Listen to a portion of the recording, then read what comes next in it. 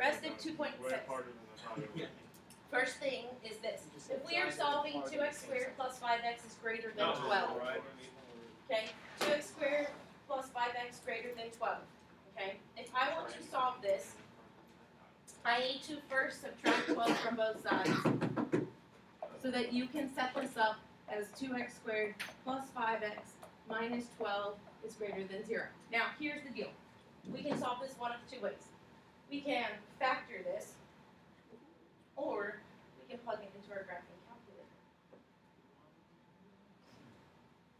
If I factored, it would be 2x, x, and it would be, what's 4 and 8? 4 and 8 is, 4 and 2 is 8, and 3. So it would be a negative 3 and positive 4. And your solutions would be x equals 3 seconds, or negative 4. If you plug in to your graphing calculator 2x squared plus 5x minus 12 and press graph, you should get a parabola with two solution points when you press trace. One solution point through the x-axis is like 1.5, which is 3 halves. And the other solution points through the x-axis is negative 4, which we have. You can do it either way, I don't care. Yes. If you graph it, show me a picture, a rough sketch of your graph. Okay? Yeah. Now, this one also, you can solve this one a couple ways. You can plug this into your graphing calculator, or you can solve it by grouping. Okay, if I grouped, I would have this together. Out of here, I can take an x squared, and you're left with a 2x minus 3. Out of here, you can take a what? Out of where? Out of this. You can take 6. Can you take a 16? Yo. Take a 16 out. Take a 32. Yeah, you can take a 16. We're going to take a negative 16, and you would get 2x minus 3. So then you group these together, x squared minus 16, and 2x minus 3. Here it comes x minus 4, x plus 4. Here it's 2x minus 3.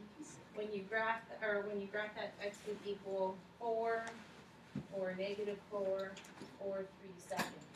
So, plug this original equation into your graphing calculator, 2x cubed,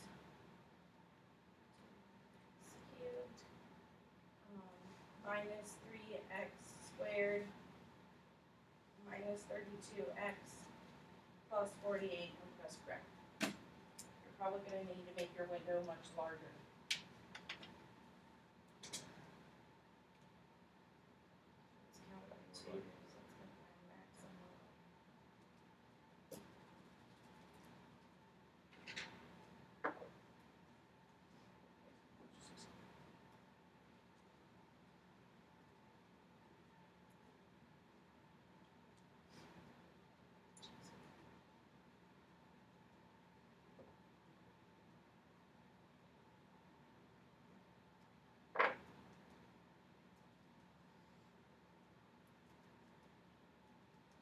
Okay, so I counted by 5s and made my maximums and minimums 100. Let's try counting by 10s in my oven. Let's graph it up a little bit more. Yes, beautiful. So I counted by 10s. You get a graph that goes like this. Okay, and we'll have 3 solution points. So then you can press the trace feature and figure out where all those solution points are. And your 3 solution points should come out to 4, negative 4, and 1 in there. So you can do it one of 2 ways. Okay. From there, we go into ones that have fractions. Let's say you have 2x minus 7 over x minus 5 less than or equal to 3. Okay? You want to subtract 3 from both sides so that you get 2x minus 7 over x minus 5 minus 3 is less than or equal to 0. From there, we can solve or we can graph. I don't care which one you choose to do. If you choose to graph it though, you have to use parentheses around this and then put in your minus 3. Okay? If you're trying to solve it, you have to find common denominators and do all that fun stuff.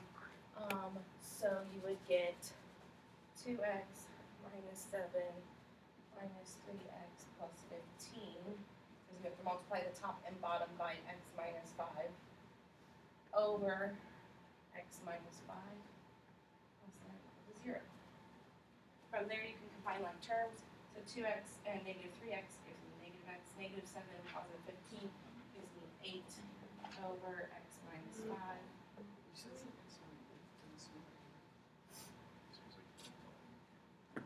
Does it sound? I can't smell it. Oh. You know when your dog gets like a haircut? Yeah. When it comes there, that's what it smells like. Okay. And then from there, you would say that x cannot equal 5 because it cannot have a 0 in the denominator spot, so it can't equal 5. But otherwise, you would set it equal and try intervals from there. If you plug that into your graphing calculator, you'll be able to press the trace feature again and figure out where the intercepts are. Try and make this easy for you. And the last one that we gotta talk about is square roots. If you have the square root of 64 minus 4x squared, okay, you can simplify that by squaring everything, okay? Because I want to find the domain of this. If I want to find the domain of this, I need to set 64 minus 4x squared less than or equal to, greater than or equal to 0. From there, I'm going to solve. I can take a 4 out of all of this. Let me see, I want to take out a 4.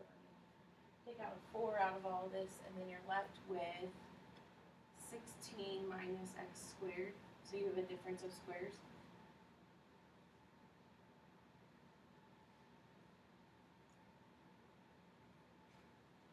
Okay. And then from there, you can solve, and you can see that x would equal negative 4, x would equal positive 4. Okay.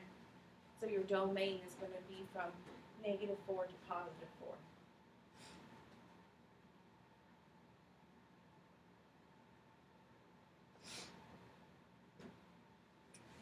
You can also graph it and just see how far it goes on your x-axis, and that's your domain. You can decide either way, whichever one you prefer. That's what you're working on.